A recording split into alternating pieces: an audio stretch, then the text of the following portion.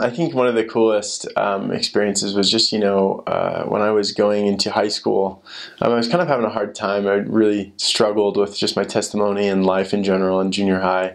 It was just an awkward time, I think, for everybody. But once I really kind of got into that, I really just wanted to know if it was what I was doing was right and if this church was true. And it was just a really cool experience of just, I went to EFY, and that was a really great experience for me, the first time I'd ever been there. And then I just really prayed a lot and just really wanted to know. And after that, I really just felt good about the church. But I still hadn't really made up my mind about going on a mission until it was a little bit later in high school. And there was a friend that I had that kind of struggled with his testimony, and just helping him really helped me understand the blessings of the gospel. And so that's when I kind of, made the decision that I was going to go on my mission. And then before I went on my mission, I spent a semester at the University of Hawaii in Manoa. And it was just a really small branch there. It was a different place than where I'd been used to growing up in Salt Lake City, Utah. But I remember I went down to do laundry one day, and I just brought this Book of Mormon with me to Hawaii, and just, to read it, or, just to have it with me. And I was talking, there was this woman that was talking, it was right around the 2008 elections, and she was saying how much she didn't like Mitt Romney because he was Mormon. And so it was just kind of one of those experiences that it was interesting. I remember just sitting there, and the person that she was talking to left, and then I started talking to her, and she really liked music. And I said, well, where I come from, there's a really big choir. And I was talking about how it was the Mormon Tabernacle Choir, and she's like, oh, are you Mormon?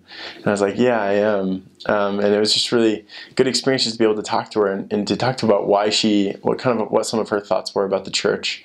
It was that recollection of, I have that Book of Mormon, and I told her, I was just like, I have this book that I really want to give you. It's blessed my life.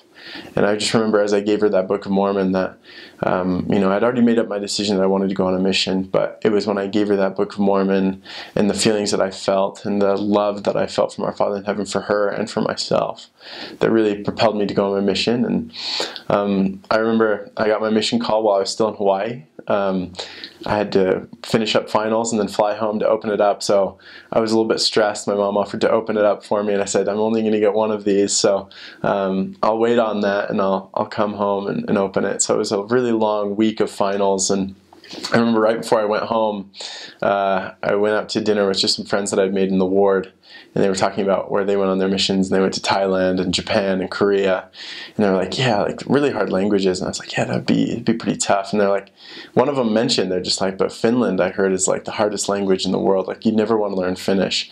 So I remember going home that day and thinking, like, I'm fine with going to Sweden or Norway or Russia. She's like, man, I really don't want to go to Finland, because it's just kind of ironic that I thought that. And then the next day I got home, opened up my mission call, and it was Finland. And I just remember the feelings of love and the feelings of how right that was when I got called there. And then I entered the MTC. We actually got delayed. I was there for 14 weeks instead of the regular 12. This is what they used to do. Now it's 9, I guess. But we got delayed for swine flu. In 2009, it was the big scare of swine flu in the MTC. So they delayed us for 2 weeks. And that was just a really hard kind of time to keep yourself sharp and to, keep studying the language when, you were getting so geared up to leave on your departure date, and then you get that taken away from you. So I guess patience was taught very early on in my mission, and so it was a great experience. And I think those are just some of the things that really helped me to prepare for just the hardships that come from being a missionary, because it's not all easy and awesome and full of spiritual experiences. There are plenty of those, but there are also a lot of difficulty, especially at the beginning. So.